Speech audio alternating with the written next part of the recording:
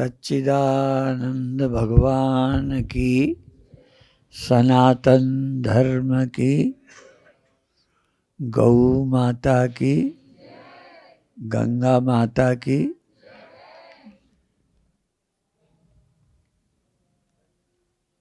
एक विषय ध्यान का था। ध्यान के द्वारा हमें कहाँ तक पहुँचना है। तो ध्यान करते करते हम स्थूल से सूक्ष्मावस्था में, सूक्ष्मावस्था से कारणावस्था में, और कारणावस्था के बाद हम उस परम सत्य को उपलब्ध हों, ये ध्यान का लक्ष्य है। सुनने से हमें क्या करना चाहिए ये स्पष्ट होता है, परंतु प्रसंग बस एक चर्चा इसलिए कर दें कि चाहे हम ध्यान कर लें, चाहे हम समाधि कर लें, ध्यान में उजेला देख लें, पर एक दिन देहांत तो होगा। तो क्या जो आपने अनुभव किया है, उजेला देख लिया, ध्यान लग गया, थोड़ी देर आनंद में डूब गए, क्या इससे आपके जीवन में हम कौन हैं ये स्पष्ट हुआ, या देह हम नहीं हैं ये समझ में आ गया? क्योंकि कुछ भी करने के बाद देह छूटेगा, और जिसको हमने अपना माना है उनसे आज एक दिन हम अलग होंगे, या हमारे रहते वो अलग हो जाएंगे। इस तरह के दुखों को कैसे झेलें, इन दुखों को कैसे, इनसे हम मुक्त हों। चाहे हम पूजा करें, चाहे हम पाठ करें, ये तो सोचना ही पड़ेगा, क्योंकि सबका लक्ष्य है दुखों से छुटकारा। अब पूजा करने वाले, मंदिर बनाने वाले, भंडारे करने वाले और तमाम तरह के परमार्थ करने वाले, गौशाला बनाने वाले, अस्पताल बनाने वाले, ऐसा तो नहीं कि उनके घर में बुढ़ापा बंद हो जाएगा, उनके घर मौत नहीं आएगी। तो सब कुछ करने के पीछे प्रयोजन क्या है? तो वो बिना सुलझे बात नहीं बनेगी। इसलिए देहाभिमाने गलिते, मैं देह हूं ये जब समझ गल गई और परमात्मा का विज्ञान हो गया, परमात्मा क्या है, मैं क्या हूं, मैं और परमात्मा में क्या भेद है या नहीं है, देह का अभिमान गया और परमात्मा का विज्ञान हो गया। विज्ञाते परमात्मा ने, फिर उसकी सदा समाधि है, सदा मुक्त है। क्योंकि देह वो है नहीं तो मौत क्या है, देह मैं हूं नहीं तो मेरा क्या है। बिना देह के मैं माने तुम्हारा कौन है, और वो छोड़ते नहीं। नाव को छोड़ दिया पानी में, पर बंदी खूंटे में है, खूंटे में बंदी है, पड़ी रहे, वहीं खड़ी रहेगी। तो देहाभिमान के खूंटे में बंधा हुआ मैं कुछ भी कर ले, समस्या ज्यों की त्यों है। इसलिए कुछ चीजें तो पहले ही विचार करने की है। हम तो साधु भी नहीं बने थे, ज्ञान व्यान ज्यादा नहीं था, तब सुन रखा था। बच्चे ज्यादा कई चीजें पकड़ लेते हैं, तो हम तो विद्यार्थी थे, तो सोचने लगे पिताजी नहीं रहे तो माताजी ने तो हो गया, ठीक है, तो होना ही है। लो, छोटे थे, कोई समझ नहीं थी, पर एक बात दिमाग में मान ली थी कि तो होना ही है। और छोटे बच्चों में मोह ममता कम होती है। बच्चे माता पिता की ज्यादा चिंता नहीं करते, वो दूध पीने वाले की छोड़ो, माता पिता बच्चों की ज्यादा चिंता करते हैं। तो ये सब सोचना है, दुख से छूटने का क्या उपाय है। क्या क्या हम प्रहलाद के पिता की तरह वरदान मांग लें तो काम चलेगा? ये भागवत की कथा रहस्य है यही कि इतना करने के बाद भी रास्ता निकल आया मरने का। तो आप क्या सोचते हैं, कोई रास्ता निकल आएगा क्या? तो देह से बचने का रास्ता निकलेगा नहीं, सिर्फ देह मैं हूं अभिमान छोड़ने का रास्ता ढूंढो। देह के खूंटे में बंधी हुई मैं खूंटे से खोलो तो नाव पहुंच जाएगी, खूंटे से बंधी रहेगी वहीं खड़ी रहेगी। तो देहाभिमान खूंटा है और इसी से मेरे बने हैं, और उनकी चिंता छोड़ने का हमसे उपाय पूछते हो। तो अभिप्राय ये है, हम लोग साधु बन गए, हमारे गुरुदेव का शरीर नहीं रहा, हमारा भी नहीं रहेगा। कभी कभी हम ये भी कहते हैं, पहले परिवार के लिए उनसे बंधे थे तो एक रोना था, अब एक गुरु परिवार से जुड़े, अब उनकी चिंता और एक आदत बढ़ गई कि गुरुदेव का शरीर न छूटे। ना छूटे, बहुत दिन रहे, अच्छी बात है, पर न छूटेगा ये प्रार्थना सही है क्या?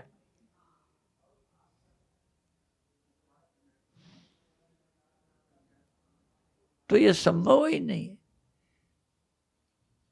भागवत की कथा का उपसंहार जब होता है तो कृष्ण भगवान स्वयं, पहले उनका वंश नष्ट होता है, बाद में वो लेटे हैं तो बाण लग जाता है, कृष्ण भगवान भी स्वधाम चले गए। तो जिनका हम भजन करते हैं उनके देह नहीं रहे, फिर उसी बात को क्यों सोचते रहते हो? इतना तो सोचो कि जब अवतारी पुरुष नहीं रहे, 10 गुरुओं के शरीर नहीं रहे, पहले नहीं रहे, आगे जो होंगे वो भी नहीं रहेंगे। ऐसा भी नहीं कि पहले कम जानकार थे, नए गुरु ऐसे आएंगे जिनके शरीर अमर होंगे। तो सत्य के विचार में रियायत नहीं करो, ये नहीं सोचो कि ये मेरे हैं। जब सबके नहीं रहते तो मेरे भी नहीं रहेंगे। एक कहानी हमने पहले सुनी या पढ़ी थी, वही कहकर अभी समाप्त करेंगे। भगवान बुद्ध के बड़े बड़े भक्त थे, उनको सिद्ध मानते थे। महात्माओं को तुरंत लोग ज्यादा चढ़ा देते हैं, और चढ़ा नहीं देते, विश्वास भी करते हैं। तो भगवान बुद्ध के अनुयायी थे, उनके परिवार में एक लड़का नहीं रहा। तो लोगों ने कहा भगवान बुद्ध के चरणों में डालो, ले जाओ, क्या नहीं कर सकते। और विदेशी लोग हमको इसी अर्थ में विश्वास ज्यादा करते हैं। विदेशी लोग ज्यादा व्यवहारिक सोच के हैं, तो गुरु सब कर सकता है, क्या नहीं कर सकता गुरु। एक विदेशी आए थे, उन्होंने कहा हम भारत ले आए, उनको कैंसर था। उन्होंने कहा ले आओ, हमारा ये तो नहीं था कि ये सब यहाँ ठीक ही हो जाएगा। उन्होंने कहा ले आओ। अब जब वो कैंसर बढ़ गया तो फिर वापस ले भी गए, अंत में नहीं रहा और वो हमसे चिढ़ गए कि क्यों भारत आने को कहा था। उन्होंने समझा संत ने कह दिया अब सब ठीक ही है। तो भगवान बुद्ध के चरणों में ले गए, फिर भी वो लड़का बचा नहीं। तो भगवान बुद्ध ने तो शरीर छोड़ने के पहले बच्चे के लिए कहा कि अच्छा हम इसका इलाज कर देंगे, लेकिन आप ऐसे घर से चावल लेके आओ, इसके ऊपर छीटेंगे ये बच जाएगा, जहाँ कोई मरा ना हो। तो जिस घर गए, हमारे नाना मर गए थे, हमारे वो मरे थे, कहीं चावल ही नहीं मिले। तो जब लौट के आया, कहीं जब सब जगह मरना है तो यहाँ क्या होगा। कई बार साधु भी प्रकाश में नहीं अंधेरे में ही ले जाते हैं, अंधविश्वास थोपते हैं। साधु ये क्या नहीं कर सकता, फिर हम दुखी होते हैं और पुण्यों का भरोसा कर लेते हैं। तो पुण्य हमें व्यवहारिक परिस्थितियों में सहयोग देगा, लेकिन शरीर के नियम तो नहीं चेंज हो जाएंगे। यदि बचपन से जवान होने में नहीं रोक पाए, जवानी को हम नहीं रोक पाए, बुढ़ापा आ गया, तो जब रोक ही नहीं पाए तो अगली स्टेज को रोक लोगे क्या। तो ये सृष्टि जैसी है समझो, और तुम इसमें क्यों आए हो, रहने नहीं आए।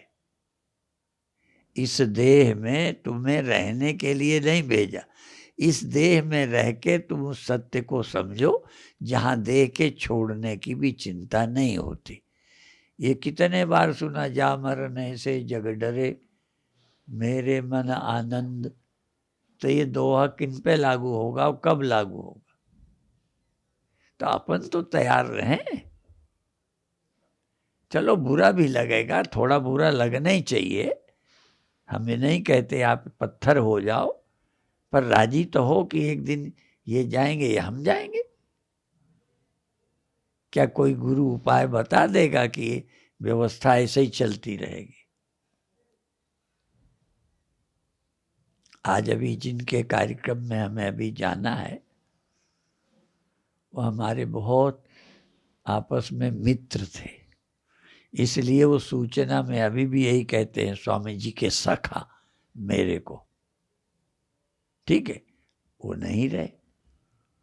अब हम सखा हैं तो व्यवहार निभाएंगे, लेकिन एक दिन हमारा आना भी बंद होगा उनके यहाँ। कार्यक्रम आगे चलते रहेंगे तो हम आते रहेंगे हर साल, अभी तक आते हैं। तो जब शरीर है, हाँ शरीर रहते बहाना नहीं करें कि एक दिन नहीं आना है तो अभी ना आए। अभी हमें हमारा कर्तव्य। कोई कहे एक दिन सब छूटेगा, अभी छोड़ दो, बच्चे को मरने दो। तो हमारा कर्तव्य जो है वो करें, बाकी प्रकृति के नियम हम चेंज नहीं कर सकते। और भगवान के लिए एक चीज ये बोलते हैं, लाइन याद आ गई, प्रबल प्रेम के पाले पढ़कर प्रभु को नियम बदलते देखा। और निज का मान टले टल जाए, जन का मान न टलते देखा। भगवान ने मनुष्य की इज्जत प्रतिष्ठा का ख्याल रखते हैं, पर शरीर तो किसी के नहीं रहे। चलो अब तो हम कलयुग आ गया, उतनी श्रद्धा नहीं है, ठीक है ना। पे हमसे पहले तो श्रद्धावान रहे, वो कहाँ हैं। तुम सच्चे शिष्य नहीं हो, तुम अब सच्चे गुरु नहीं है, पर पहले तो सच्चे गुरु थे, पहले तो सच्चे शिष्य थे, वो कहाँ हैं आज। तो इतना देख के अकल नहीं आई कि अब तैयारी करें काहे की, न रहने की। और इसीलिए ये लाइन हमें पसंद है, जो पहले से तैयार न थे पछता पछता कर चले गए, और जो तैयार थे वो खुशी खुशी से चले गए। बस इतना ही तो है। और ये प्रवचनों में पहले भी जहाँ हम जाते हैं वो भी हम लोग भी कहते कि भाई इस्तीफा देना ठीक है कि बर्खास्त होना। तो या तो इस्तीफा दे दो कि हाँ हम तैयार है शरीर छोड़ने, और नहीं तो जबरदस्ती। और हम तो गधे का उदाहरण देते हैं। दुनिया में कई जानवर छूट जाएं लौट के घर आते हैं, गधा एक ऐसा है छूट जाए तो ढूंढ के कोई लाए तो आए, नहीं तो आता नहीं अपने आप। तो हम लोग अपने घर जाने को तैयार नहीं है, माने हम सिर्फ नाम नहीं है पर हैं हम भी वही, ठीक है। जाने को राजी नहीं जहाँ से आए। अरे भाई, और भगवान कृष्ण ने सैकड़ों ज्ञान दिए, कोई एक ज्ञान थोड़ी गीता में है। एक ये भी ज्ञान है, अव्यक्तादीनि भूतानि व्यक्त मध्यानि भारत अव्यक्त निधनान्य तत्र का परिदेवना। पहले अव्यक्त थे, बीच में व्यक्त हुए, मृत्यु में फिर अव्यक्त हो जाएंगे। इसमें क्या दुख की बात है? लो, कोई उपाय नहीं है तो इसी में राजी हो जाओ। कोई उपाय नहीं है तो जैसे थे वैसे हो गए। और क्या होगा? जाते उपजय नानका लीनता ही में मान। जिससे जो उपजा है उसमें लीन हो जाता है, बात खत्म। तो कोई तो उपदेश लागू हो जाए, आत्मज्ञान हो जाए, या प्रकृति का नियम है, ये करने का विषय ही नहीं है। इसमें मेहनत ही मत करो, टाइम जाया करते हो। दुकान करो, धंधा करो, काम करो, जितना जीवन में संभव है अच्छे काम। बाकी ये ना होवे फलाना हो, इसी में दिमाग लगाए पागल बने हो। और जिनका सुनते हो हमने उपाय कोई कर लिया क्या? जब आए थे हमारे दाढ़ी मूछ नहीं थी, फिर दाढ़ी मूछ आ गई, सफ़ेद हो गए। पहले दौड़ते थे, खड़ाऊं पहने हम रेल की पटरी में पैर रख के चल लेते थे। अब खड़ाऊं पहन के चल ही नहीं सकते। तो प्रकृति के नियम को हम नहीं बदल सकते। और ये लाइन कितने बार बोली, पर क्या अर्थ है लोग समझते हैं कि नहीं? कि संत सृष्टि नहीं बदलते, दृष्टि बदलते हैं। प्रकृति के नियम थोड़ी हम बदल रहे हैं। आपकी सोच बदल रहे हैं, बदल सको तो बदल लो, नहीं रोते रहो। और क्या हो सकता है? तो अभी इतना ही कहकर समाप्त करते हैं। ओम शांति शांति शांति।